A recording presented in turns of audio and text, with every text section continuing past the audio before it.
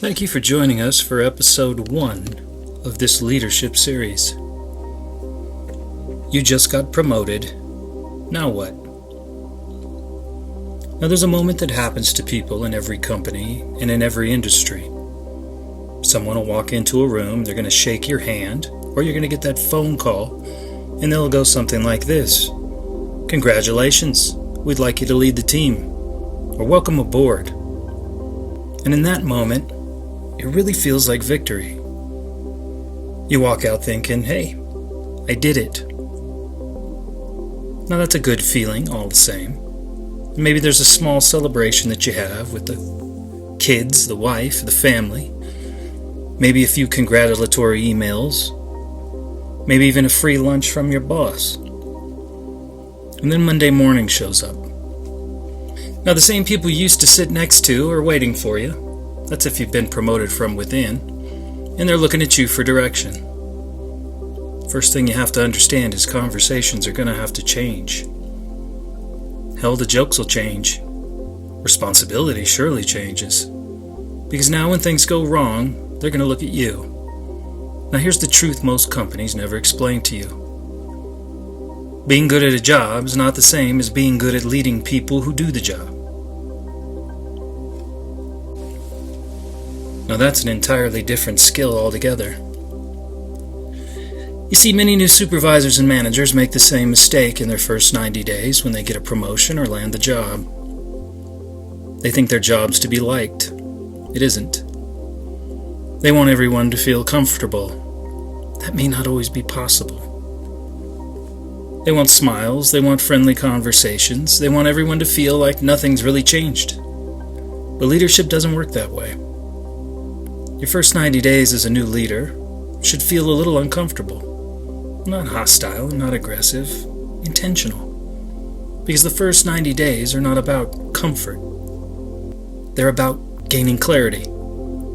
This is where you'll begin to answer 3 very important questions for yourselves. What does this business actually need from me now? What does my team actually do outside of my individual contributions? And what standards actually matter? Now, here's where things get a little interesting. Because in my opinion, 9 times out of 10, your boss will not clearly explain those things to you. They might tell you the schedule, they might tell you the reporting structure, they'll tell you where to gain access to some tools.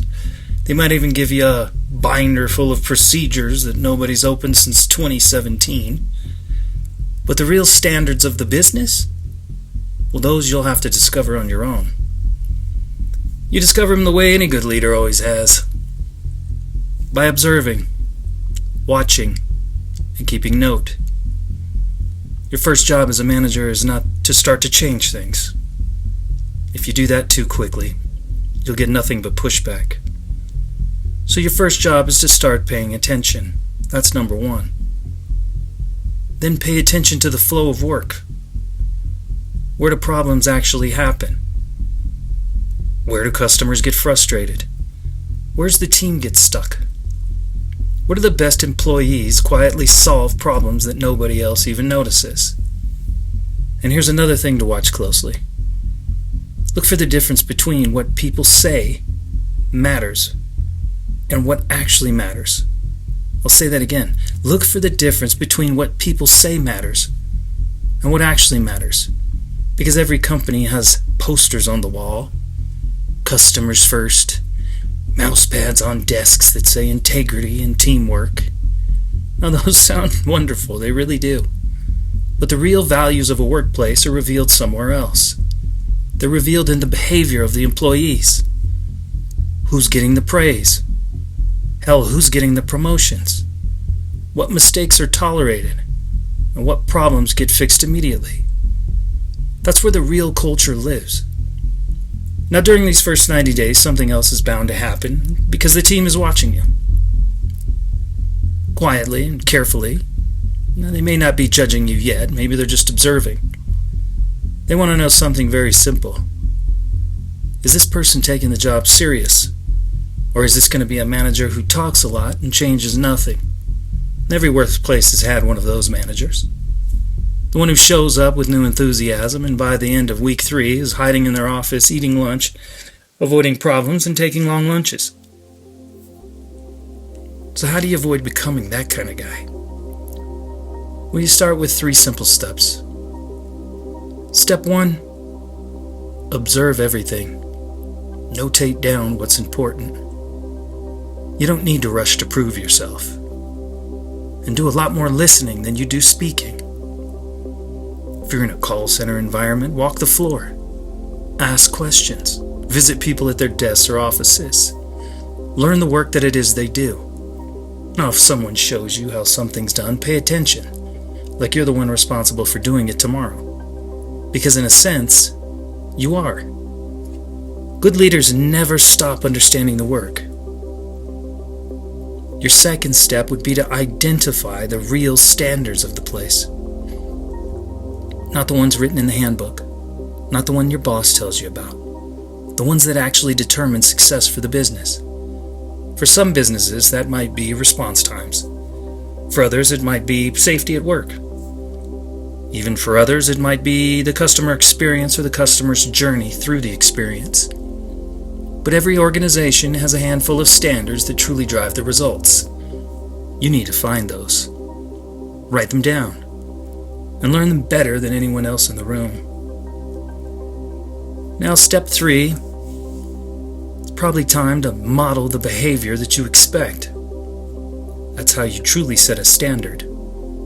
Because here's one of the oldest truths in leadership or management. People do not do what you say. They're going to do what you do. So if you expect punctuality, you damn well better be punctual. If you expect professionalism, then be professional. Now you're going to expect accountability. Show accountability. Show them what it looks like. The team will forgive some mistakes. What they will not respect is hypocrisy.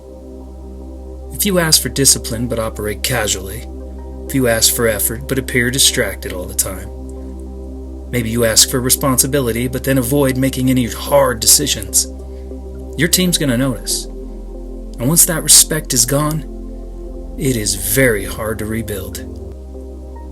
But something else happens when you model standards consistently from day one.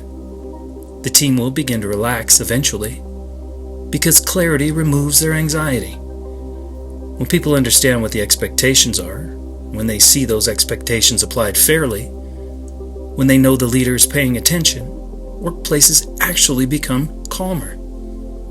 Not loud, not stricter, just clearer.